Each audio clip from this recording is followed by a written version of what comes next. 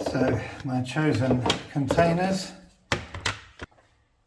Okay, so I use some cocktail sticks. If you crack them in half, it stops them from wandering all over the place. This is 40% proof phosphoric acid.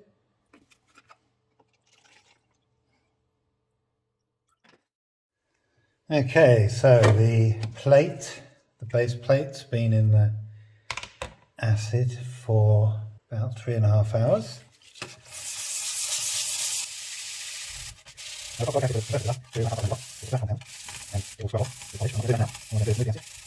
Next step, dry it.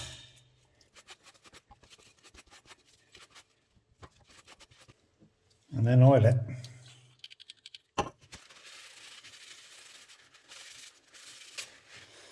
So there we have it. So let's have a look and see where we are with the firebox. It's been in for 12, 14 hours, something like that. Yeah, a bit of the green paint left. Still obviously some rust on here, but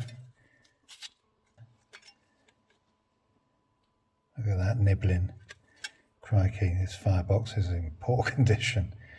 I think I might have to solder some thin sheets of steel along the edge. We'll see.